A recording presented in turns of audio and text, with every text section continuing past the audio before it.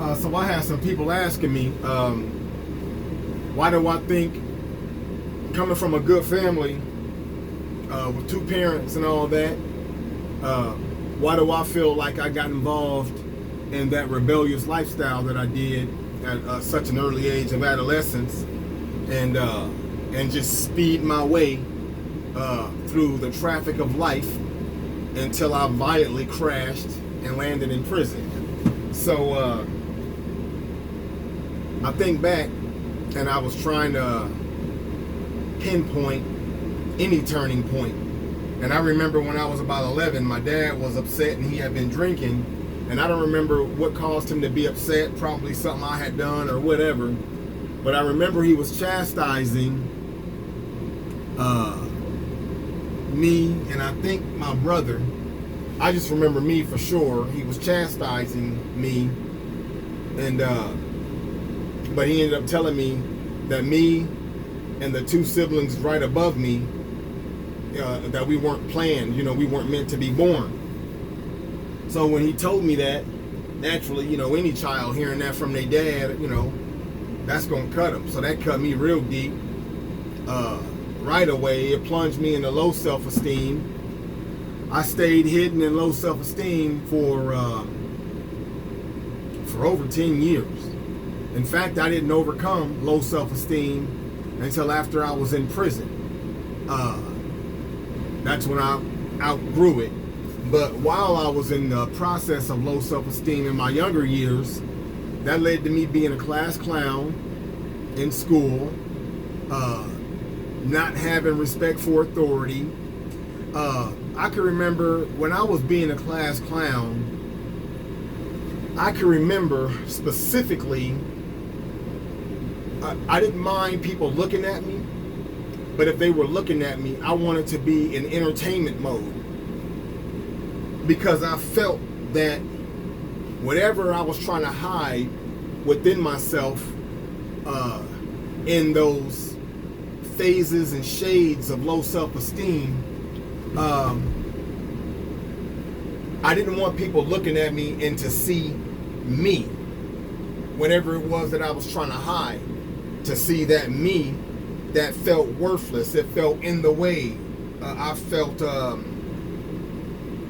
I just really wanted to just somehow disappear.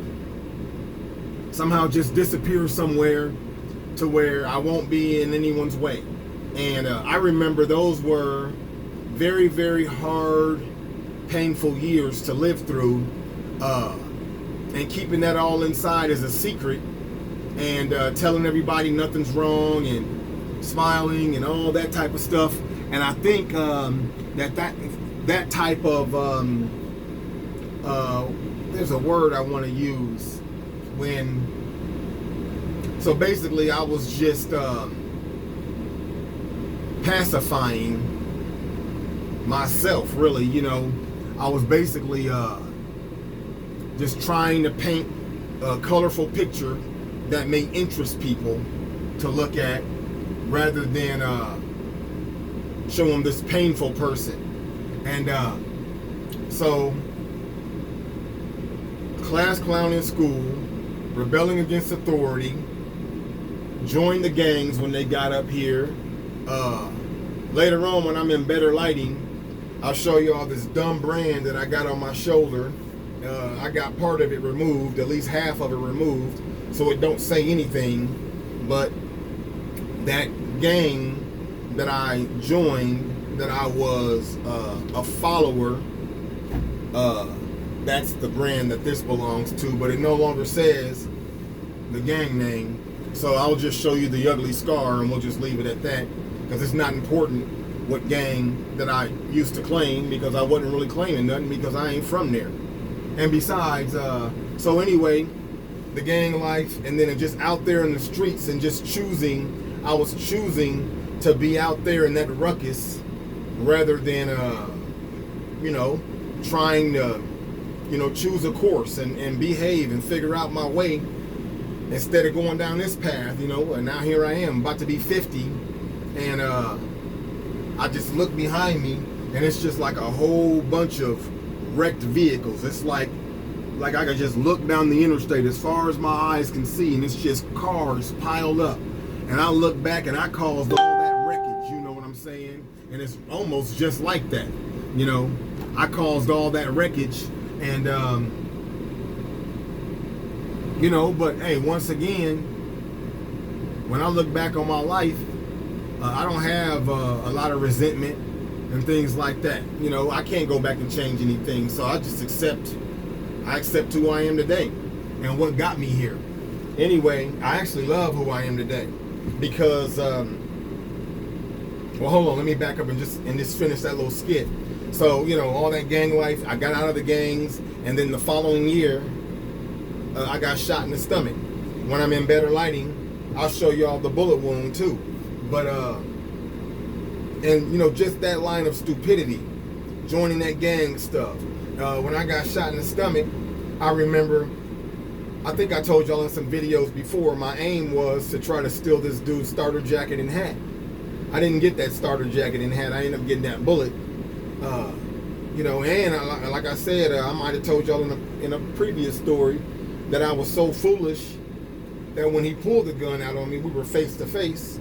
I looked down at it and looked back up at him, and I said, "Oh, you're gonna have to use that." And so I swung on him. And so I was in a swinging position when he shot. So you'll see in the video when I show y'all, the bullet went in the front of my stomach, came out the side of my stomach, and then I'll show y'all in better lighting, it grazed my elbow as it was passing the exit wound, as it was passing by, because I was in a swinging position. And so my point is, that just shows you how disturbed my mind was that, you know, right there with a pistol, I'm just like, use it, you know. I could have got gunned down and not been here to talk to y'all about this video, about anything, you know what I'm saying? And I'm fortunate that it didn't happen that way, but I'm just trying to show y'all the type of lifestyle and the stupidity that was going on in my mind all prior to me catching that murder case. And, you know, I remember seeing, like speaking of stupidity, you know, that's another thing. I was around a whole bunch of stupidity. I was around shootings. I've seen some kidnappings and stuff like that, you know.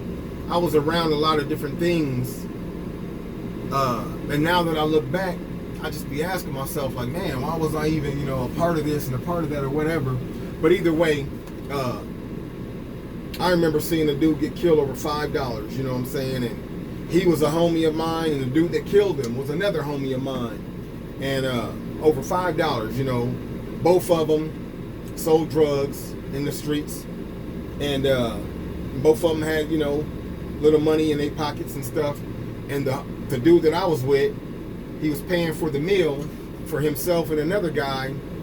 And he had most of the money. He had all the money. He could have paid for it. But his meal came over $20.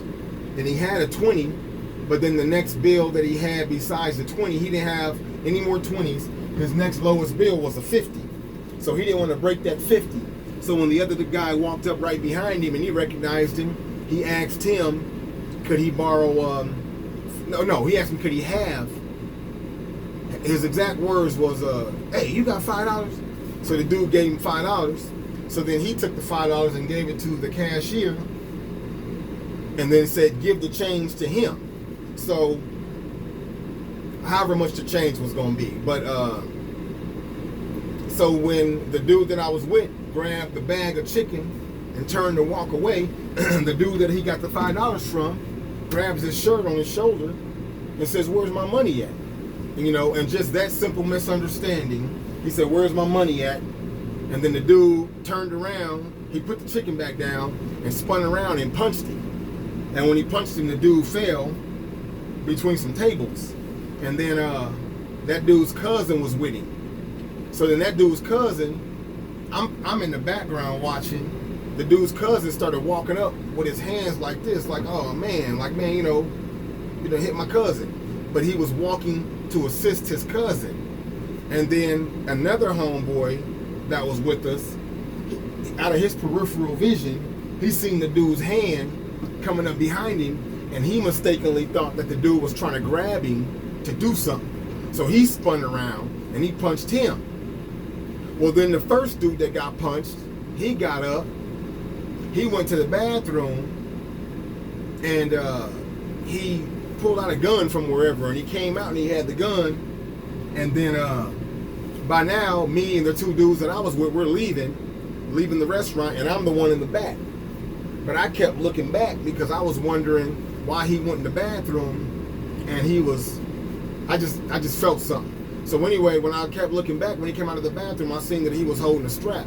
So I told the dude that was paying for the food for him and his homeboy, hey man, he behind us, he got a strap, you know. So my homeboy had a strap. So then he turned around and, you know, he was like, don't do it, it ain't worth it. And then the dude still fired some shots, and they didn't hit nothing, or didn't hit none of us. But then my homeboy fired some shots, and one of the bullets that he fired hit the dude right in his heart.